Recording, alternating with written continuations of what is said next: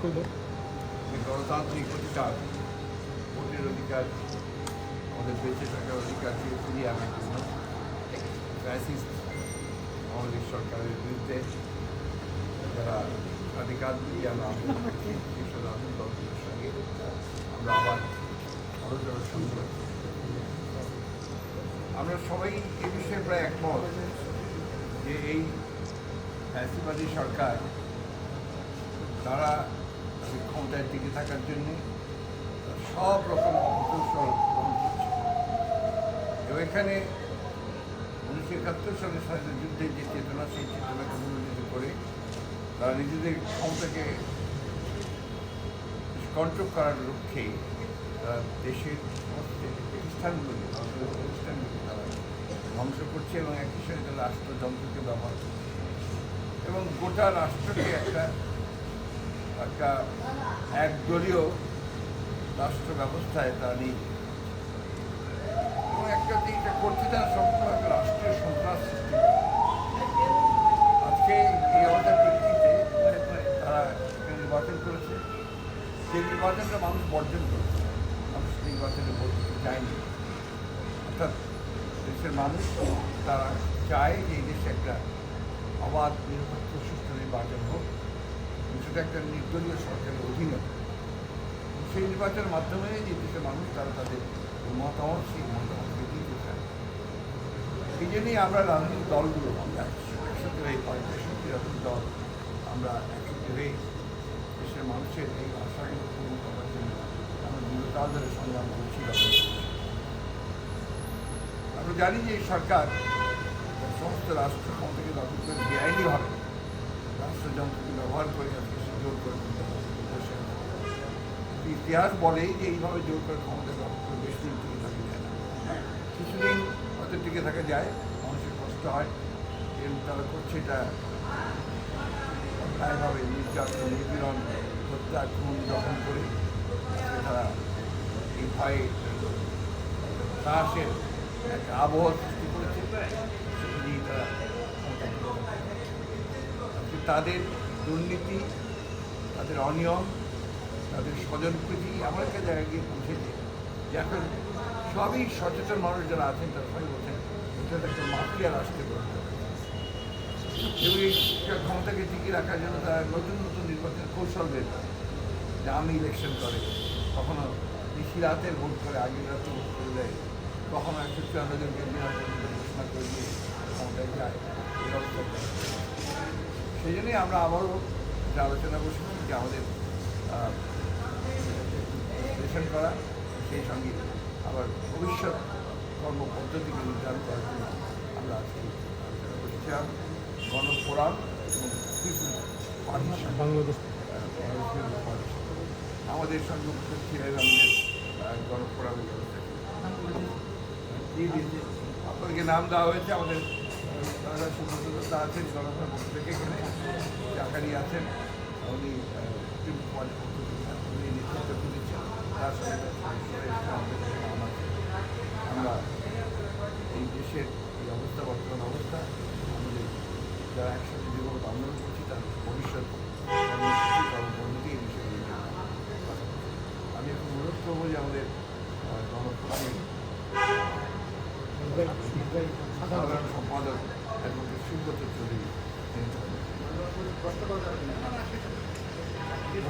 ধন্যবাদ। প্রিয় সাংবাদিক বন্ধুগণ, আমরা মনে করার কোনো কারণ নাই যে আমরা আন্দোলনের ধারাবাহিকতা রক্ষা করছি না। আপনারা ইতিমধ্যেই দেখেছেন যে আবার নতুন উদ্যমে আমরা শুরু করতে যাচ্ছি। বর্তমান স্বৈরাচার সরকার, অবৈধ সরকার, জবরদস্তিমূলকভাবে ক্ষমতা দখলকারী সরকার উন্নয়নের মহাকাব্য রচনা করে আমাদের প্রিয় মাতৃভূমিকে ধ্বংসের পর্যায়ে নিয়ে গেছে এবং একটা মহাদুর্যোগ, মহাবিপর্যয়ের মধ্যে আমরা আছি। আপনারা দেখেন আজকে শিক্ষা ব্যবস্থা থেকে শুরু করে অর্থনৈতিক অবস্থা, বাংলাদেশ ব্যাংক সহ অন্যান্য ব্যাংক সেক্টর, শেয়ার বাজার থেকে শুরু করে কোনো জায়গায় তাদের কোনো জবাবদিহিতা নাই। সুশাসন তো দূরে থাক, আইনের শাসন পর্যন্ত নাই এবং সব কিছু তারা কুক্ষিগত করে এমন একটি রাষ্ট্র এখানে তারা তৈরি করেছে যে এই রাষ্ট্রটা আমাদের নয়। একাত্তরের মহান মুক্তিযুদ্ধের যে স্বপ্ন, সেই স্বপ্নকে বর্তমান আওয়ামী লীগ সরকার ধূলিসাৎ করে দিয়েছে। সুতরাং আমরা দেশবাসীর কাছে আহ্বান জানাচ্ছি আজকের এই মিটিংয়ের মাধ্যমে, আসুন আমরা আবার জেগে উঠি। এই সরকারের পতন অনিবার্য, জনগণকে সাথে নিয়ে আবার আমরা রাজপথে থাকব, আমাদের আন্দোলন আমরা অগ্রসর করে নিয়ে যাব। এটাই হলো আজকে বাস্তবতা, এবং আগামী দিনে বিভিন্ন কর্মসূচির মধ্য দিয়ে আমরা জনগণের সামনে আবার উপস্থিত হব। ধন্যবাদ। পিপুলস পার্টির চাকারি বিসমিল্লাহির রহমানির রহিম। আমরা বিএনপির সাথে আছি এবং বিএনপি যে এই বাংলাদেশের কৃষিবাদ সরকারকে আন্দোলন না মানার জন্য যে প্রোগ্রামগুলো দেবে সেই প্রোগ্রামগুলো একত্রিত ঘোষণা করছে এবং আমাদের যুক্ত নেতা সুব্রতদা যেটা বলছে তার মধ্যে আমি একমত, এবং বিএনপির যে প্রোগ্রাম সেই প্রোগ্রাম আমরা একমত, এবং আগামীতে রাজপথে থাকবে এই সরকারকে না হটান পর্যন্ত বাংলাদেশ কৃষি পার্টি ঘরে ফিরে যাবে না। সবাইকে ধন্যবাদ। বাংলাদেশের প্রজাতন্ত্রের কর্মকর্তা কর্মচারী যারা বিদেশে কাজ করে কার্যকর হিসেবে তাদের আমরা কয়েক বছর ধরেই দেখছি, এবং এবার আরও অনেকটা দৃশ্যমান হয়েছে। তারা রাষ্ট্রের কাজের বদলে তারা দলীয় কাজ, ক্ষমতাসীন দল তাদের দলীয় অনুষ্ঠানগুলোই কেন জানি তারাই সব যে রাষ্ট্র কি লাভবান হয়, এবং বরঞ্চ রাষ্ট্রের কোনো সংকট বা যে সমস্যা বৈশ্বিক কতটা সেটা নিয়ে তাদের তৎপরতা আপনারা দেখতে পান কি না, এটা আসলে কূটনৈতিকভাবে এটা কোন জায়গায়, কারণ আজকে বাংলাদেশের মানুষের পক্ষে কিন্তু তারা ওখানে দৃশ্যমান। আপনারা জানেন আমি প্রায় যে কথা বলছি, যেখানে আসলে বাংলাদেশকে তারা একটা একদলীয় রাষ্ট্রে পরিণত করেছে। একদলীয় রাষ্ট্রের এইগুলোই হচ্ছে আপনার বৈশিষ্ট্য, যে আপনার যারা রাষ্ট্রদূত থাকবেন, যারা সরকারি কর্মকর্তা থাকবেন, যারা বিভিন্ন সরকারের দায়িত্বে থাকবেন, তারা শুধুমাত্র যে দল আছে, এই যে দলটা আপনার ক্ষমতায় আছে এই দলের পক্ষেই কথা বলবেন, তাদেরকে মানে আপনার আরও বেশি তাদেরকে কীভাবে তাদের উন্নয়ন করা যায়, তারা কীভাবে ক্ষমতায় টিকে থাকতে পারেন সেই কাজগুলো তারা করবেন। আমরা গত কয়েক বছর ধরে দেখেছি, এটা আপনি সত্যি সঠিক কথা বলেছেন, যে তারা বাইরে যে কাজগুলো করে সেই কাজটা তারা বাংলাদেশকে প্রমোট করে না, তারা আওয়ামী লীগকে প্রমোট করে, এবং আওয়ামী লীগকে প্রমোট করার কারণেই তারা ওই বাইরের কিছুটা আপনার লোককে বিভ্রান্ত করার চেষ্টা করে। বাইরের লোকেরা যে বিভ্রান্ত হয় না এটা আমরা দেখেছি, তারা কিন্তু বিভ্রান্ত হচ্ছে না। মূল জায়গাটা হচ্ছে কি, যে আমরা 1971 সালে আমাদের দেশের যে, এটাকে আমি সবসময় বলি যে আত্মা, সোল, আমরা যে দেশ স্বাধীন করেছি যুদ্ধ করে, তার মূল যে আত্মা বাংলাদেশে এই সরকার সেটাকে ধ্বংস করে দিয়েছে, আওয়ামী লীগ সেটাকে ধ্বংস করে দিয়েছে। ওই কারণেই আজকে বাংলাদেশের যে করুণ অবস্থা, অর্থনৈতিক অবস্থা, রাজনৈতিক অবস্থা, কূটনৈতিক অবস্থা, এই কারণেই বাংলাদেশে আজকে এই অবস্থা। আবার ডোনাল্ডো জি বাংলাদেশের নির্বাচনের আগে, এই 24 সালের নির্বাচনের আগে পশ্চিমা বিশ্বের একটা অবস্থান ছিল।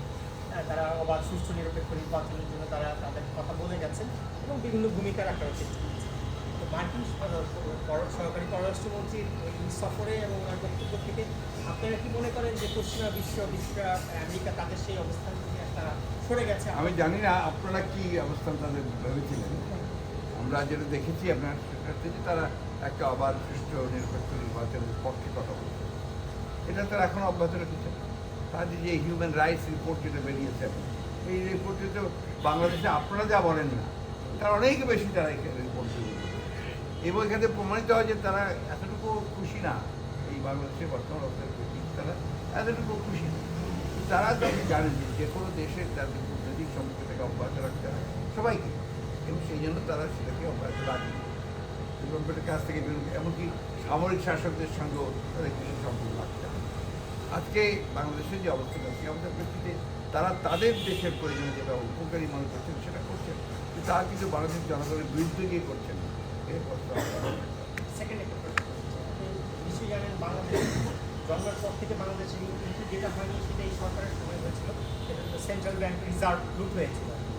গত দুদিন ধরে আমরা দেখছি যে বিশেষ করে বিভিন্ন বাইরের একটা দেশের গণমাধ্যমে এসছে যে আবারও সেই একই ঘটনার পুনরাবৃত্তি হয়েছে, যদিও বাংলাদেশ ব্যাংক থেকে সেটি ইয়ে করা হয়েছে, সেটি সত্যতা অস্বীকার করা হয়েছে। যদিও প্রথমবার যখন এই ঘটনাটা ঘটেছিল তখন কিন্তু আমরা মানে বাংলাদেশ ব্যাংকও স্বীকার করেনি, সরকারও স্বীকার করেনি, আমরা অনেকদিন পরে বিদেশি একটা গণমাধ্যম থেকে এই জানতে পেরেছিলাম। তো বাংলাদেশের অর্থনৈতিক অবস্থা তো আপনি আপনার বক্তব্যে বলেন, এই ধরনের আশঙ্কা তো আসলে উড়িয়ে দেওয়া যায় না, কারণ আমাদের দেশের ইন্টারনাল ব্যাংকগুলোই তো লুটপাট হয়ে যাচ্ছে। বাংলাদেশের সবচেয়ে বড় সমস্যা যেটা হয়েছে যে এখন যারা শাসন করছে, শাসক গোষ্ঠী, এরা মিথ্যার উপরে টিকে আছে। জনগণকে সারাক্ষণ প্রতারণা করছে, মিথ্যা কথা বলছে, মিথ্যার ডাটা দিচ্ছে, মিথ্যার তথ্য দিচ্ছে। যারাই তথ্য আনতে যায় দেখবে যে তাদেরকে বন্ধ করে দিচ্ছে। আপনাদের সাংবাদিকদের তো ব্যাংকে ঢোকাই সিদ্ধ করেছে। সবখানে একই অবস্থা, অর্থাৎ এরা পুরোপুরিভাবে মিথ্যার উপরে টিকে আছে। এই শাসক গোষ্ঠী, আওয়ামী লীগ শাসক গোষ্ঠী মিথ্যার উপরেই তারা টিকে থাকতে চায়।